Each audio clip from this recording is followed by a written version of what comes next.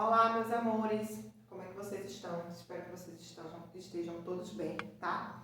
Hoje nós vamos dar sequência na nossa aula de português, quando a gente já começou a trabalhar na última quarta os contos, tá? Hoje a gente vai ler um conto que está na página 74, certo? Espero que vocês abram o livro para acompanhar a leitura juntamente comigo, tá ok? Então vamos lá. Ampliando a leitura.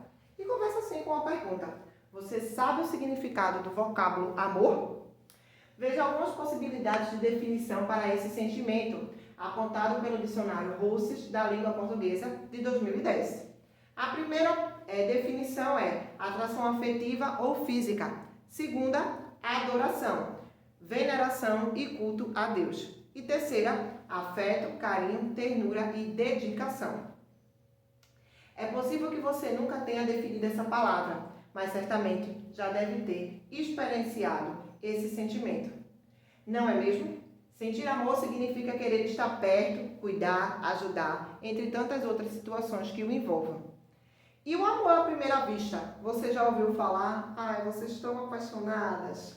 Acredito que ele possa existir? Leia este conto de Clarice Lispector e pense a respeito dessas questões. O nome do conto é Tentação. Ela estava com soluço e, como se não bastasse a claridade das 2 horas, ela era ruiva. Na rua vazia, as pedras vibravam de calor. A cabeça da menina flamejava. Sentada nos degraus de sua casa, ela suportava. Ninguém na rua, só uma pessoa esperando, inutilmente, no ponto do bonde. E como se não bastasse seu olhar submisso e paciente, o soluço a interrompia de momento a momento, abalando o queixo que se apoiava conformado na mão. Que fazer de uma menina ruiva com soluço?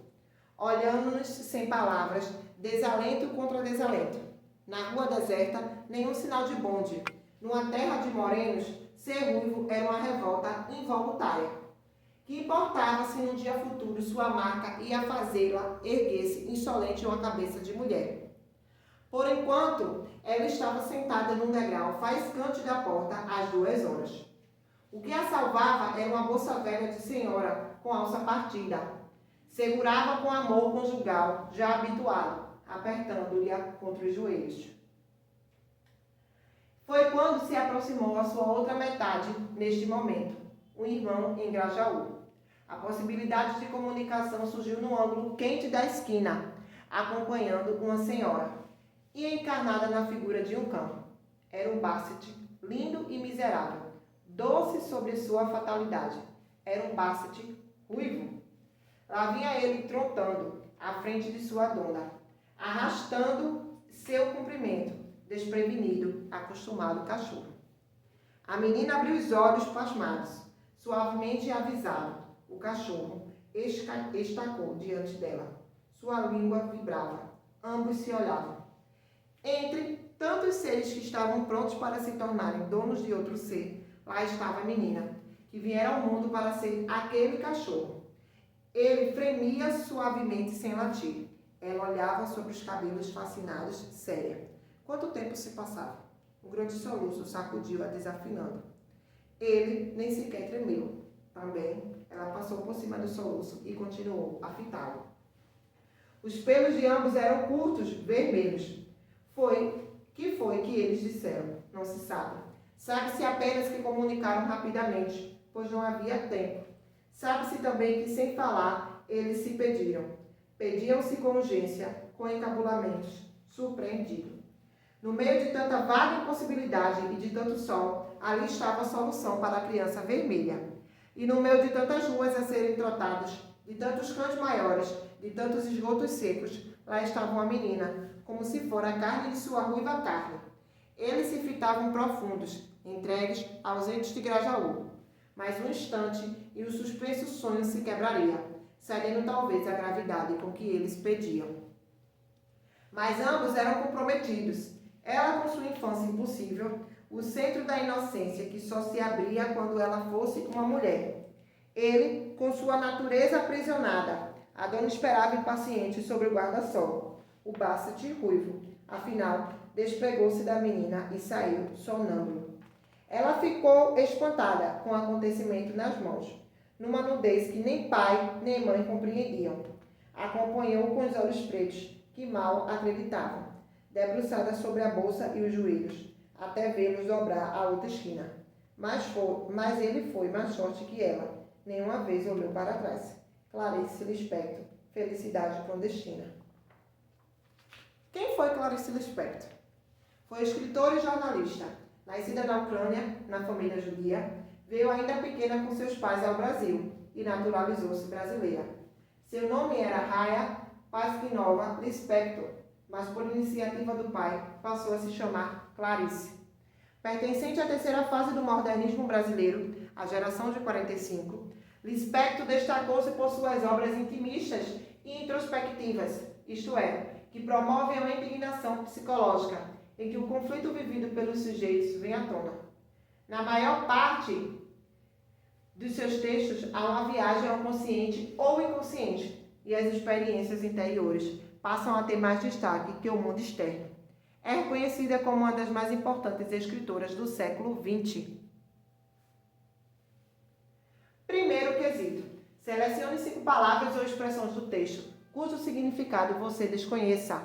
Procure-as no dicionário e transcreva em seu caderno o respectivo significado, a fim de que a compreensão do texto aconteça de maneira mais afetiva. Para isso, vocês vão ter que ler novamente o texto, tá? Segundo quesito, o conto de Clarice Lispector narra um encontro de olhares que se dá entre os protagonistas da história. Quem são os personagens principais? Que característica deles os aproxima? Terceiro, relê esse trecho do texto e em seguida responda ao que se pede. Na rua vazia, as pedras vibravam de calor. A cabeça da menina flamejava. Sentada nos degraus de sua casa, ela suportava. Ninguém na rua, só uma pessoa esperando inutilmente no ponto do bonde. E como se não bastasse seu olhar submisso e paciente, o soluço a interrompia de momento a momento, abalando o queixo que se apoiava conformado na mão. Que fazer de uma menina ruiva com soluço? Pense em diferentes possibilidades e apresente sua escolha. O que a menina fazia sentada na porta de casa, às 2 horas da tarde, debaixo do sol? Com certeza, se fosse o sol de hoje, essa menina estaria com a dor de cabeça miserável, porque pense num sol triste. Quarto quesito. Em que espaço se passa a história? Transcreva uma frase que apresenta uma característica do ambiente em que os fatos acontecem. Na página 77 está o quinto quesito, que diz o seguinte. Releia esse trecho. Ela estava com soluço e como se não bastasse a claridade das 2 horas, ela era ruiva. De acordo com as informações do texto, apesar de ser uma criança, como a menina ruiva se sentia em relação às outras pessoas? Justifique sua resposta. Sexto quesito. Releia agora esse trecho. Foi quando se aproximou a sua outra metade neste mundo, um irmão em Grajaú. A possibilidade de comunicação surgiu no ângulo quente da esquina, acompanhando uma senhora e encarnada na figura de um cão. Era um Basset lindo e miserável, doce sobre a sua fatalidade. Era um Basset ruivo. Qual foi a reação da menina e do cão ao cruzarem o olhar, ao se encontrarem? Sétimo, releia esse trecho e em seguida responda em seu caderno ao que se pede. No meio de tanta vaga impossibilidade e de tanto sol, ali estava a solução para a criança vermelha. E no meio de tantas ruas a serem trotadas, de tantos cães maiores, de tantos esgotos secos, lá estava a menina, como se fora carne de sua carne ruiva. Eles se fitavam profundos, entregues, ausentes de Grajaú. Segundo ficamos sabendo na continuidade da narração, ainda assim, eles não ficariam juntos, pois conforme nos informa o narrador, ambos eram comprometidos. De acordo com o dicionário online de português, comprometido é aquele que se comprometeu, que demonstra envolvimento com. Pensando nisso, responda com quem ou quem a garota ruiva e o Basset eram comprometidos. Expliquem sua resposta. Oitavo. Apesar de todo o sentimento que foi instaurado no encontro entre a garota e o Basset, segundo informa o narrador, ele foi mais forte que ela. Nenhuma só vez olhou para trás, ao ir embora e deixá-la exatamente como a encontrou. É possível que o cachorro, de fato, haja desse jeito? Explique em seu caderno o que aconteceu no excerto apresentado. Nono quesito. No desfecho do conto, apesar da primeira sensação, amor à primeira vista, a menina e o cachorro se separam. Os protagonistas seguem cada um seu caminho, pensando em tudo e no que foi narrado. No conto que você leu sobre o significado do amor, levante hipóteses a respeito do tema central dessa narrativa de Clarice Lispector, justificando sua resposta.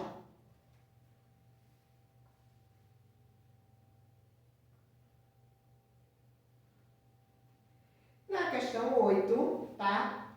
Em se tratando de um cachorro, em função da aproximação que esse animal tem com seu dono, é possível pensar nessa forma de reação, tá, gente? Pois ele tinha de seguir sua dona. O poder de um dono sobre um animal é irrevogável, ainda mais um cachorro, animal que geralmente se apega ao dono de maneira bastante intensa, certo? Tem a seção aí, é verdade. No gênero conto existe apenas um conflito, isto é, apenas um grande motivo que desencadeia a ação da história, verdade ou mito.